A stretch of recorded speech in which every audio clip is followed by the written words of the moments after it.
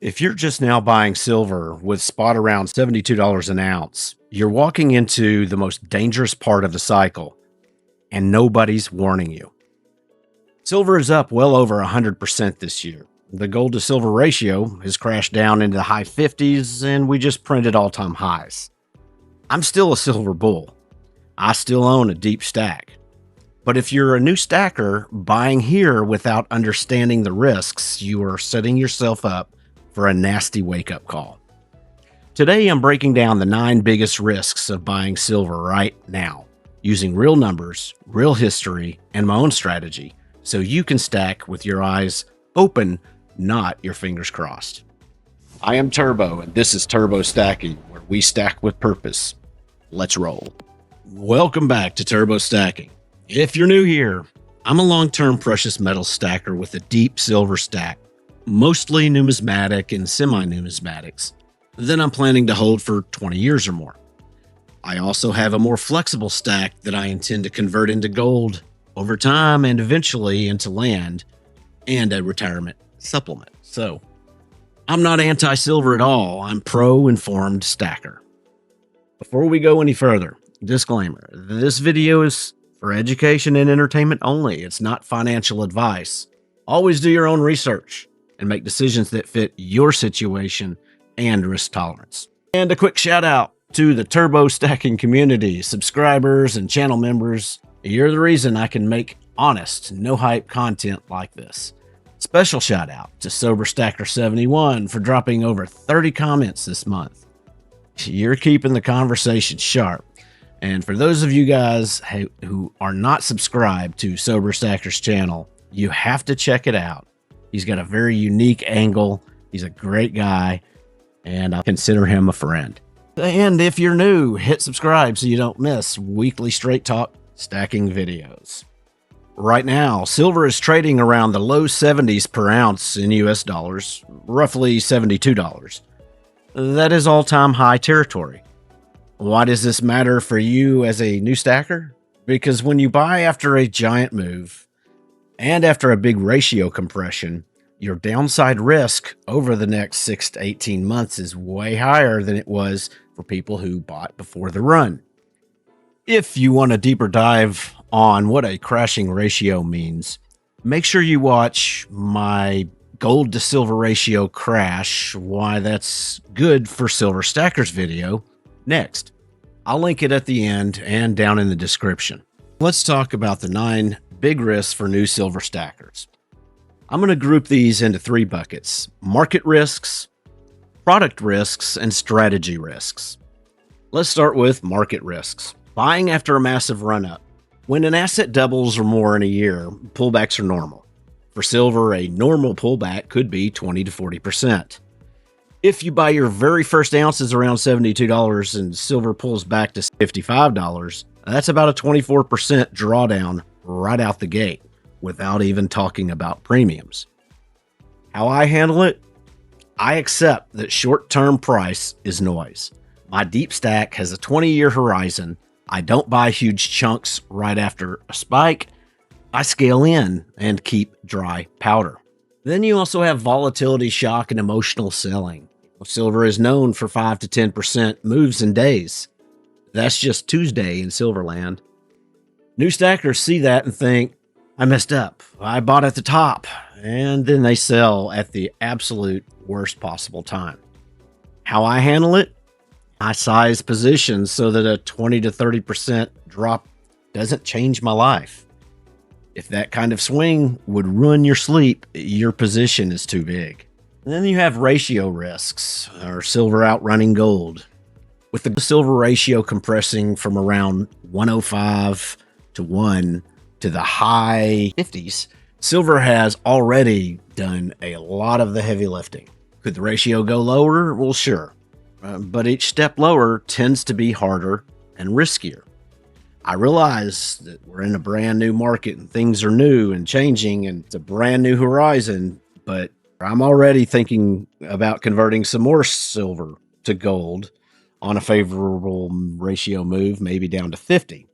I just completed a silver to gold and platinum ratio trade last week and even have a video on it. And I'll link it at the end and in the description so you can check it out. But playing the ratios is part of my longer plan to move some of that silver and platinum eventually into gold and then into land. All right, then you also have product risk, such as premiums, paying tomorrow's gains today. At times like this, premiums on certain products like Silver Eagles or hot semi-numies or limited rounds can get silly. If spot drops and premiums also compress, you get hit twice. So, an example, let's say you pay $90 all in for a coin when spot is $72.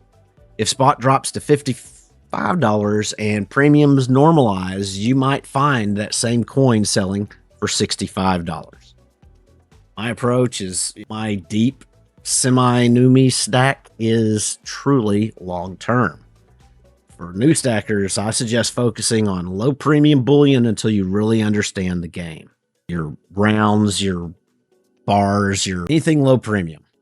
And then there's also a form and liquidity risk, especially with junk silver. So pay attention here. Not all silver is equally sellable. Some dealers and refiners are already picky about junk silver. They don't want to have to refine it. They just want to melt and reissue. Refining takes multiple steps and is time consuming, so they're not taking it at the moment, especially in bulk. And that's not all, that's some, but anytime you get a quote that's significantly under melt, you might consider passing. You can get melt minus fees, or they just don't want it.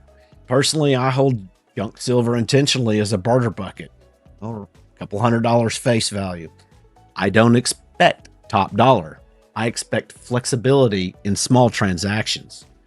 Those small transactions are now bigger and bigger, with a silver dime being worth $5. For a new stacker, going all in on junk because that's what real stackers do can backfire when you actually try to sell. Dealer and counterparty risk. Chasing the absolute lowest price online can mean delayed shipping. It can mean poor customer service, weak or unclear buyback policies. Before you wire thousands of dollars, know how long the shipping will take. Do they buy back? And at what spread? That's important, the spread. I'd pay a bit more with a dealer who has strong, clear buyback terms and a long track record. If you're still here, you're serious about stacking smart, consider subscribing. This is the kind of straight talk we do every week. We would really appreciate it. The channel community is a great community to be a part of. Give it a shot. All right, so we're down to strategy and behavior risks. All right, so if you have no exit plan, the forever hold myth, that's a problem. A lot of new stackers buy silver with zero idea of when or if they'll ever sell. My framework is simple. I have a plan for every purchase I make. I have an exit strategy. That's step number one of that plan. What am I purchasing this for? What are the triggers that are going to cause me to get out? And I write them down so I can come back and read. This is what my plan was. I'm sticking to it. Also, my deep stack, it has a 20+ year horizon, mostly semi-numismatic and numismatic coins or bullion. And then I have a flexible stack, the stuff I'm willing to swap into gold when ratios or prices make sense. Silver Eagles, rounds, bars, just low premium bullion. Anything that won't get me 10% over spot, I consider swappable. Long term. Some of that gold becomes land and a retirement supplement. Before you buy, decide, is this ounce going into my deep stack, my trading stack, or my barter bucket? If you want more on when to sell or swap silver, I have a full video on that as well. It's called Don't Sell Your Silver Until You Watch This. I'll link it in the description as well as below. Then you also have over-allocation and opportunity cost. If you throw everything into silver at these prices, you may have no cash for dips. You may miss deals in gold, platinum, or even non-metal opportunities. My approach is silver is one lane in a broader plan that includes gold, platinum, mining stocks, and eventually land. New stackers should leave room to add later if we get that big pullback. And trust, pullbacks will happen. There's also a narrative or echo chamber risk. Basically, YouTube stacking community can be a risk. It's that echo chamber problem. If your YouTube feed is full of only, quote, $500 silver tomorrow thumbnails, your risk perception is broken. I make bullish silver content too, but I also make videos like this where we talk about what can go wrong. That balance keeps you from doing something you'll regret later. Quick recap. Silver at all-time highs and a compressed gold to silver ratio doesn't mean you should never buy. It means you should respect the risk.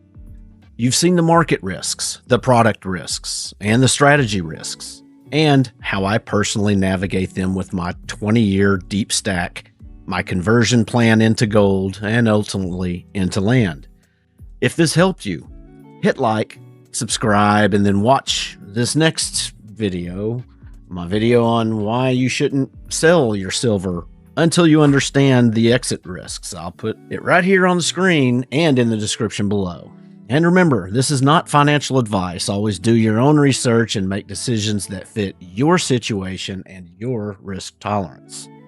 And stay tuned. I have a plethora of videos in the pipeline, including the #1 requested video update, my silver and gold mining stock picks for 2026, a continuation of my platinum stacking series, the worst metal trade in history. I am very interested in how many of you will get this one correct, as well as a red core redemption in Vault Box's Mega Chase 2025 product release.